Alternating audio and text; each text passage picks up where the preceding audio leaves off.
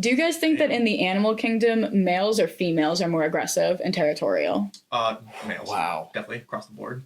Really? Definitely. Yeah. I mean, like, there's. But what if kin are involved? Like, Yeah, that's what I was thinking. Yeah. Usually, unless they have like a strong like herd or like pack or group mentality, normally males are very aggressive of their territory, especially if they're like apex predator status. I mean, I just saw a video. I'm sorry to cut you off. I just saw a video recently. There was a big male lion that was like going up like near a female, and she didn't like hear him like coming up, and like she went off on him, and he backed off. The females, crazy. The females are the primary hunters. Lion King got that right. Yeah. The only real time they call in the male lion, because male lions just usually sleep during most of the day because they're just lazy jerks hanging out. But they're two things. One, protection, because the fact of the matter is, lionesses are badass, and they're the primary hunters, and they're really, really skilled. Okay. They're also the ones that primarily teach the cubs how to hunt too, which is cool. Aww. Okay. But at the end of the day, a male lion is significantly bigger and stronger most of the time across the board than a female lion. Okay. And that's what we call sexual dimorphism in the animal kingdom. But the only time they'll come in, and there's like some videos where a bunch of lionesses will try to take down like a giraffe. Yeah, I've seen that. And they realize this giraffe's got a little bit too much pep in his step. Yeah. We gotta call in the big guns. And then the lion comes in, and it's not like he's like like a Hercules, or like he's just like a super like tactical hunter. He's just bigger and heavier. He's just bigger. Yeah. And all he has to do is just cling onto the neck and drag the giraffe down, and then all the lionesses can just get, because that's all they gotta do. Yeah. Especially if you're a bigger animal, all the predator has to do is get you down. Yep. And then you're pretty.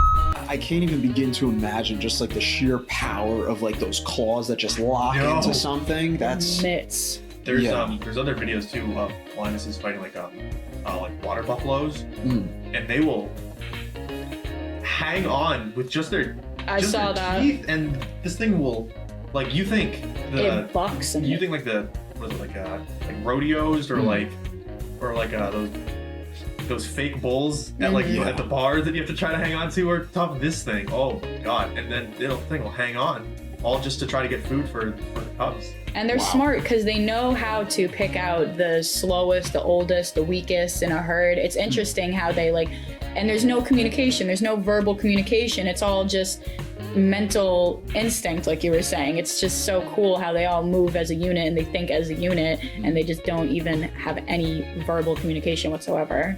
And the thing, well, it's cool too because it's not just limited to the animal kingdom, because it's one of those things where that whole sort of process is in stuff that's even way less advanced than like lion, and so it's been around for a long period of time, and it's a basic building block. So we have it too. That's why like it's a bit of a different example, but it's been similar. It's like when people are hunting or people in the military, like you see in the movies a lot of the time where they have like their hand signals. Like a lot of the time, you don't need any of that. If you're in, it's a little different for us because it's more along the lines of training.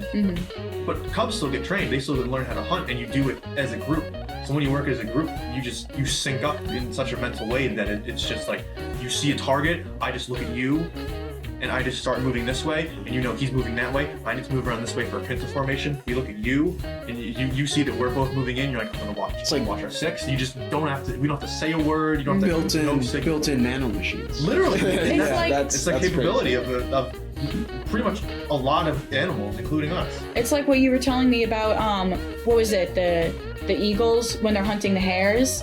Oh yeah, the I can't remember which species of hawk it is, but it's a species of hawk, and they're called one of the names is they call them the wolves of the sky. Oh. Because usually birds of prey will hunt by themselves, or sometimes they'll hunt in pairs. But these guys will hunt in groups of like anywhere from like 2 to as many as 5. I think it's usually like 2 to 3. Okay. It's awesome. Like one they'll spot like a hare or something from way high up, and one will get into position like, down here, and then the other one will come down really fast and low and swoop in and like maybe like kick up like a lot of like dust or sand or dirt and freak out the hare, and the hare will bolt away to try to get to his home, and they've kind of fixed out where his home would be in like the approximate area, and the other one is kind of just waiting and just swoops in and takes it out. Yeah. They just literally just corner him and just They Game literally over. flush them out, and it's like the animals are crazy. And like we said, it's like they don't have to really like train or learn or anything in the same way we do. They just do. And It's even just automatic. And like Mother Nature's evolution for certain animals is insane. I don't know if you saw the BBC. There's one other Planet Earth one. The one with like the forest, and there's this type of bug. It's like I can't remember the name of it. What does it look like? It's got red and green lights on it. Oh wow. Yeah. Oh, I know which one you're talking about. The railroad worm. Yeah, thank like you. that. And it hunts millipedes, I'm pretty sure. And it has red and green lights on it, and they're very bright. But when it scents a millipede and it's going to hunt it, it turns off its green lights because the millipede can't see red. Oh, that's crazy. So it literally just goes into stealth mode and it waits, and then the millipede just basically walks right into its mouth. That's incredible. I'm amazed because I don't know if like that railroad bug even knows that like He's doing it? yeah, that it's Right. doing it. That's so. I mean, you know, when we want to eat, we're just like, hey, want to go get pizza? Want to go out to dinner? And these. One of my favorite things is the whole relationship they got in Japan between the Japanese giant hornet and I can't remember if it's the Japanese honeybee or the English honeybee. I can't remember, unfortunately. I think it's the English honeybee or the European honeybee. Excuse me. That has this defense mechanism. But first of all, Japanese giant hornets, probably the most metal insect alive. They're hardcore. Yeah. They're huge. They have very painful stings. But on top of that, they literally send out 2 scouts, and they'll go and find a nest because that's what they want. They want the bees. They don't pollinate. They're not nice like that. And then scouts will like do the equivalent of like throwing down like smoke canister markers. So they like mark it with like pheromones, and they go back to the hive, and the hive of hornets sends out legitimately. This sounds like a military operation. They send out a strike force of like 20 to 30 hornets, and they'll kill the entire nest in a matter of hours. These like 20 to 30 hornets. That's terrifying. Is this the same one where they like lay their eggs in that nest for their young to eat the No. other That sounds species? familiar. There's a few species of wasps that do that, and some of them will Just savage. inject an actual creature with the eggs, and then it's like a parasite that eats you alive. Oh. These guys, what they do is, you go after the hive, you'll just find, I think they take everything but like the head and like the actual like limbs.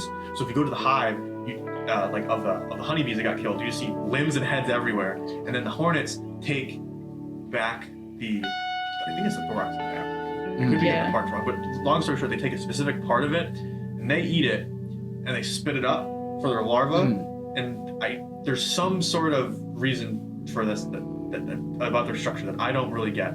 But long story short, the adults can't properly digest this food material. Okay. But when they chew it up and spit it out, their larva can digest it. What? And then it does, and then they secrete this fluid. Oh my god. And this fluid that the larvae secrete makes it so that the adults can then process this material. And apparently it's just like a little bit of this like this juice from their own larva is like will just get them going all day. Oh my goodness. And then Yeah. and then it gets cooler because you're like okay, so they have this, and this is just a hornet. Yeah. So nature's been a busy bee. Even there's a species of bird that will like take insects that it's eating and just like fly with them in their mouth and just like slap them on like cactus spikes. Yes, the shrike. Yes. Yeah. And they literally tear it apart on there. That's like terrifying. You're walking into like a graveyard of Yeah. death. Yeah. And that's also a great example of animals adapting to the environment because they'll even do it on like barbed wire. Yeah. They're like, oh, someone just left this here for me. Thank you. You know what creeps me out though? You said parasite before, and I started thinking, have you heard of this like deadly spore that ants pick up? And it's like a mental illness pretty much. It starts like it's like a stem fungus from their brain, and it literally grows outside of their brain and forms like it's a creepy little fungus spore. Oh And my god. the colony knows when the ant has it, and they literally send it away to die because it's extremely contagious. So they literally send the ant away to go die. That is crazy. Yeah, because it's pretty much like a zombie. I'm pretty sure it's like a zombie ant Wait, disease. let me get this straight. straight. You're telling me that those ants know that the other ant has a disease and then they kick it like out of their base? Apparently it starts acting out of its normal sort. They sense it. Yeah, it's like frantic and weird. Not one of us. Yeah. So they send it away to die. It's like that one movie, the thing that came from outer space. It sounds familiar. And it's like this parasitic thing that starts killing people, but then it takes their form, and you don't know which person is. Oh, that sounds like thing. Men in Black. Yeah.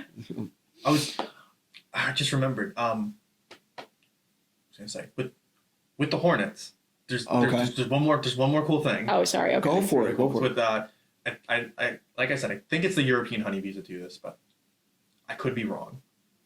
So I'm sorry if it's the Japanese. Okay. I want to know.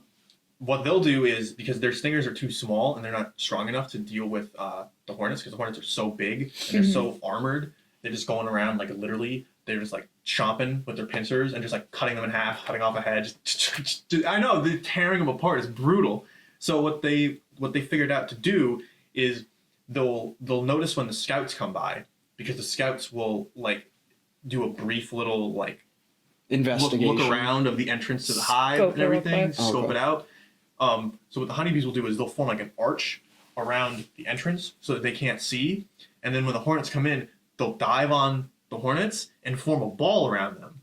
Oh. And then they start rapidly vibrating their butts and their wings, their thoraxes, smart. And when their abdomens, I think, whatever, they start vibrating, and it heats up, and it gets incredibly hot, like almost like an oven, and they literally suffocate it. They suffocate it, and they convection cook this thing to death, because the temperature threshold that like these hornets can withstand is just below what the bees can withstand, so they have a chance. So what happens is some of them will die, but they'll cook and suffocate this thing to death by making essentially an oven with all of their wings and abdomens. That's and crazy. Kill it. It's nuts, man. Nature's so nuts. That's one of those things where it sounds like that shouldn't be possible, and then you hear it and you're like, that's definitely not possible. But it's like they do it. And then someone documents it and you watch it unfold and you're like, oh my God. I want to know what it must have been like for the first person to see that happen. Like, what are they doing? And then they cook it. They cook it alive. Like, it's basically what happens. What if like steam is coming out or something? And it makes you wonder too. What we're talking about with the whole being linked up is that all these bees figured out how to do that. Yeah. And there was no council meeting, no war planning. They didn't even know if they could do this. Probably. This isn't a bug's life. And also, what's really cool is they didn't. Again, especially if it's the European honeybees where they got brought in and then they had to figure out a way to adapt it. That's even cooler. Is that at any rate, this isn't something that the honeybees were naturally primarily built to do.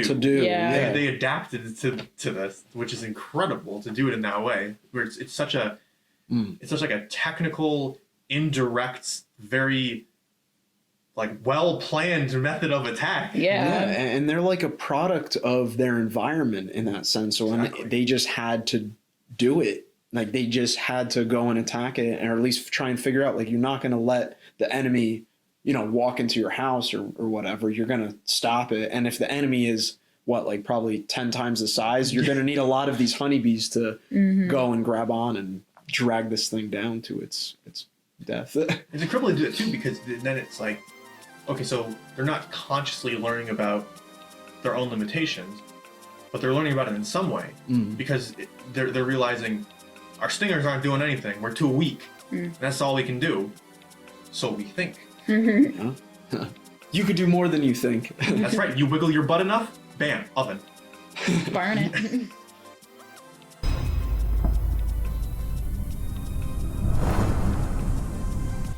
Hi there. If you, like many fine pandas, and Jeff, enjoyed this content, please be sure to like, subscribe, ring that bell, and support us on Patreon, Facebook, Twitter, Instagram, and Snapchat. Thank you.